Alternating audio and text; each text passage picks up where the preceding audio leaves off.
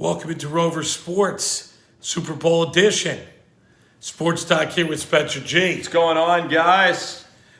We have a beautiful snowy backdrop here in Philadelphia. We've got 5 inches of fresh snow, and you can see back there, you can see those nice pine trees, and you got a nice apple. Tomato. And just want to welcome everybody on for a national holiday, Super Bowl Sunday. Chiefs versus Bucs. Want everybody's comments, want everybody to log in. Sports Talk, Spencer G. Get us started. What do you see? Look at that crystal ball, Swami. Yeah, so I do see it. I do see a game that's like a little bit choppy, especially in the first half. I think that both offenses are actually going to struggle in the first half, and these teams aren't going to get settled in until about the third quarter. I think that the Chiefs might beat the Bucs in the first half, like 14-10. And then I see, the Bucs being down 8, like maybe 21-13. They take a field goal, 21-16. Then the Chiefs up 5, score like a touchdown, get it to like 28, 16. And the Chiefs have a double-digit lead in the fourth quarter. And the Chiefs are able to just win because the Chiefs have a more explosive offense than Kansas City. And Mike Lopez, a great friend there, talking about the Giants, and some of my favorite memories in my life were those Super Bowls against the Patriots and Tom Brady. But really talking about this game, I think that the Bucs do have a path to victory. Even though the Chiefs, they have Kelsey, who's the best player on the field. Tyreek Hill's probably the second best, and then Mahomes might be the third best player on the field. I think that the Bucs, their defensive line, Pierre-Paul's going to have to play great. Shaq Barrett, Vita Vea, I should say, for a little soft pronunciation of a vowel there, for a big Samoan guy out of Hawaii, I think, who played at Washington. So if the Bucs are going to win, Bruce, you know what they have to do? They have to rush 4 guys. You got to have 7 guys in coverage. Sometimes you can even rush 3, but you rush 4, leave 7 back. Out of those 7, then you have the safety go over to Tyreek Hill, so Tyreek Hill doesn't run for a 70-yard touchdown, and then you put Devin White and other linebackers. You put Devin White and you shadow Travis Kelce in the middle of the field, because Kelce's the most dangerous player in the field. He's the best player in the game. If Travis Kelce catches the ball at will, the Chiefs will win the game. So to me, the number one objective is slowing down Travis Kelce, who I think is maybe the best weapon that football has ever seen, is Travis Kelce these last 2 years to me. Yeah, my thoughts about the game, I agree. You've got to cover the cheat. You've got to get Tyreek Hill. And most importantly, Travis Kelce is the most impactful player. Unbelievable catch rate he has. His yak yards after the catch are very dubious and daunting. And I think it's important to keep Patrick Mahomes in the pocket. So you just pitch from the sides. He's going to get his, but you got to keep him from gashing you with the run. As far as the Bucs are concerned, the key is one who's not mentioned often, Leonard Fournette. Leonard Fournette didn't play much this year. He's totally injury-free and healthy. He's a complete beast. He's Derrick Henry too. And the fact is, you've got to limit the time of possession for the Chiefs. So it's got to be, so Brady has to be a game manager. He's got to run to Fournette, and they've got to just control the clock. It's their home stadium. There's going to be 22,000 fans, and I think most of them will be rooting for the Bucs. So I think this should be an exciting game, and let's get into the individual players. I believe, let's dig deep into this. Well, Fournette, you bring up a great point about Leonard, and I think that it's up to Bruce Arians and Byron Leftwich and Tom Brady to really stick to Leonard, because I think Leonard's going to get chopped up early in the game. The adrenaline of Frank Clark and Chris Jones. The Chiefs' rushing defense statistically is not good, but again, they're big-time players, and Buffalo couldn't run on Kansas City. And I guess the Browns did have some success in Arrowhead, but I still believe in this game. The key is sticking to the running game throughout. And at times you got to go play action fake on first down, get guys to bite up into the fake. And then you look at Tyler Johnson. I hope he can have 2 or 3 big plays. He's one of my favorite players in the NFL for Minnesota. You know, Tyler's just an amazing story, and he has great hands, can catch the football. Antoine Winfield playing in this game from Minnesota as well. His father played, I think, with the Vikings in Seattle. So Antoine Winfield is one of the greatest players in Minnesota football history. Same with Tyler Johnson. These guys are both on Tampa Bay. But you look at Leonard Fournette, this is a guy that has been cast aside by Tom Coughlin. This is a guy who had a very rocky tenure in Jacksonville. He led them to amazing heights in an AFC Championship game with Blake Bortles, but then he had a very public outbreak from Doug Marrone and Tom Coughlin, and he latched on to Tom Brady and this Bucs team. They've taken him in. He also had another public outbreak. You know what kind of outbreak that is? Running the football? He had a herpes outbreak. Continue, please. Luckily, I hope that is not confirmed at all for Leonard's sake. We're just medically speaking. As a sports doc, I'll chip in with some non sequiturs like that just to keep people on their toes. You got to keep them honest. Got to keep it light. Got to keep it light. It's Super Bowl Sunday. Right. Take a look at that. I'll take a chill pill. Take a look out here. Beautiful snowy day here in Philadelphia. 5 inches of snow predicted by Judge Joseph J. Stokes. Right here, beautiful winter wonderland, and what a backdrop for Super Bowl Sunday here in the Northeast. Absolutely, and Bruce, I'm going to ask you about Mecole Hardman from the University of Georgia. I mean, this is the third wide receiver on the Kansas City Chiefs. Talk about Mecole Hardman as I go into a robotic voice. Can he be the MVP? He's related to a guy named Dave Hardman. No, Mecole. No, but listen, Dave His Hardman. name is not Mecole, it's Mecole. First name M.E. Cole. So he's related to Dave Hardman, who spent some time in the film industry out west. No, out west doing some. Was he a nerd behind the camera? No, unfortunately, he was in front of the camera.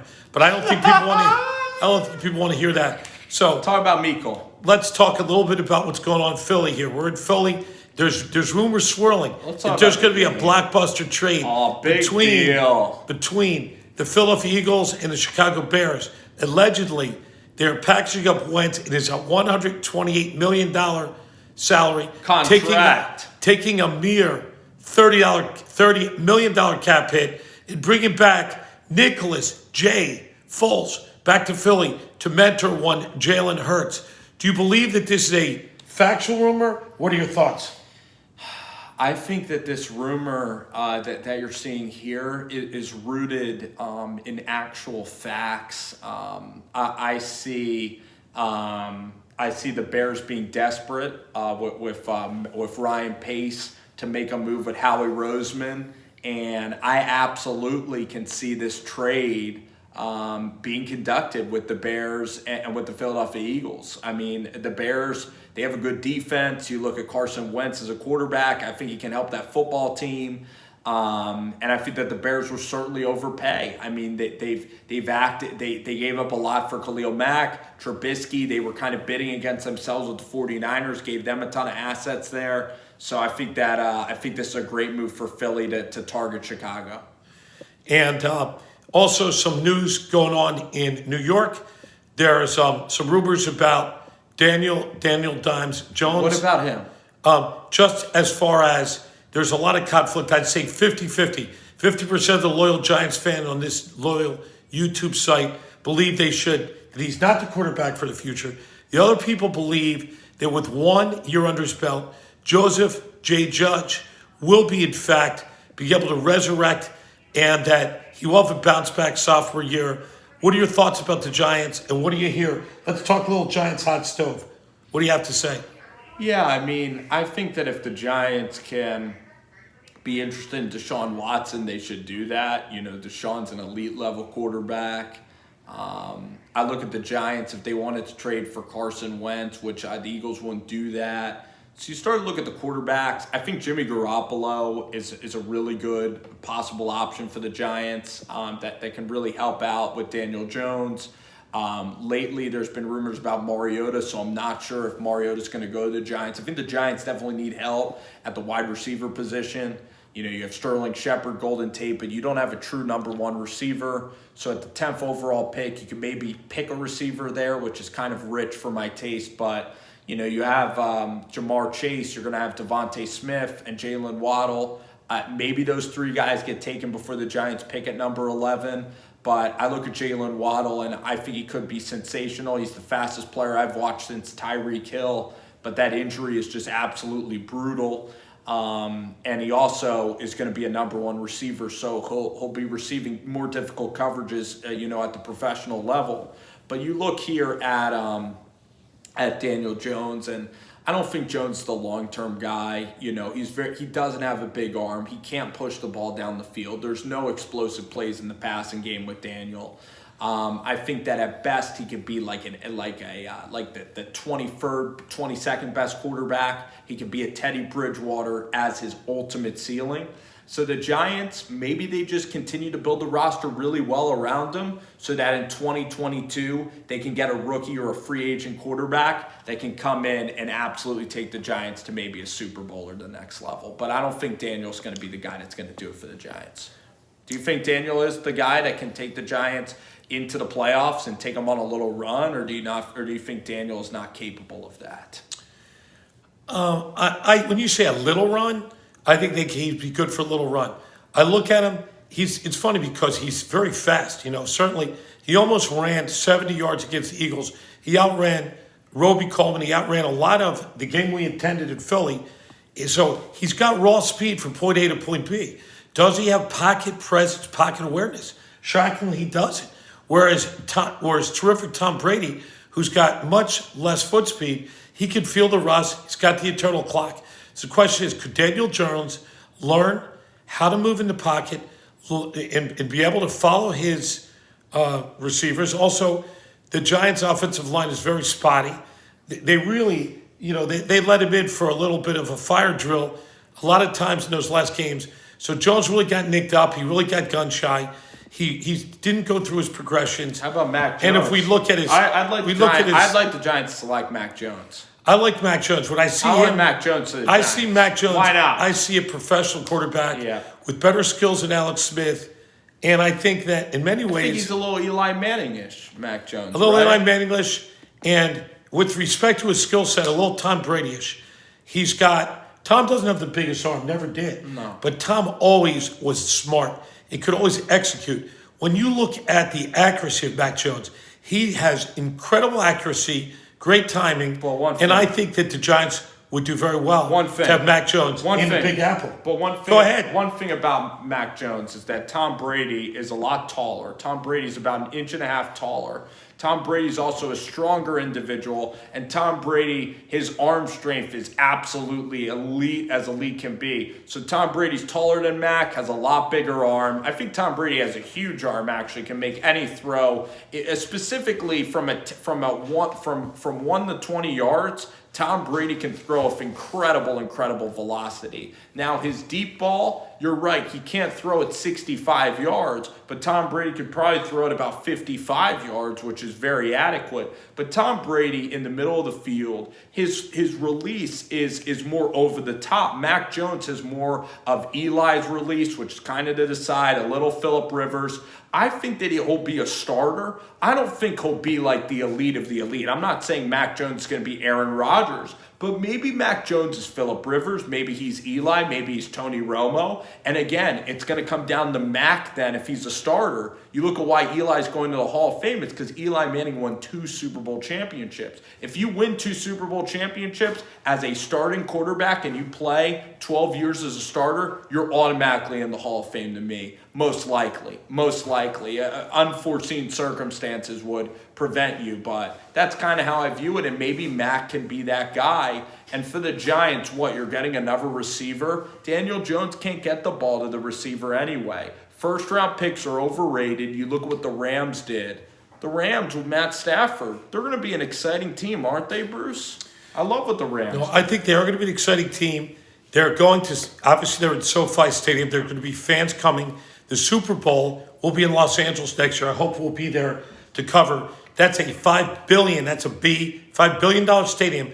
So they spent 5 times as much money on SoFi Stadium in Los Angeles as Jerry Jones spent on AT&T Stadium. So that has to be a spectacle to see. The Rams obviously need to build their personnel. Matthew Stafford is looking to prove a lot of the doubters. He didn't have the personnel that leads me right into Hall of Fame weekend. The doors.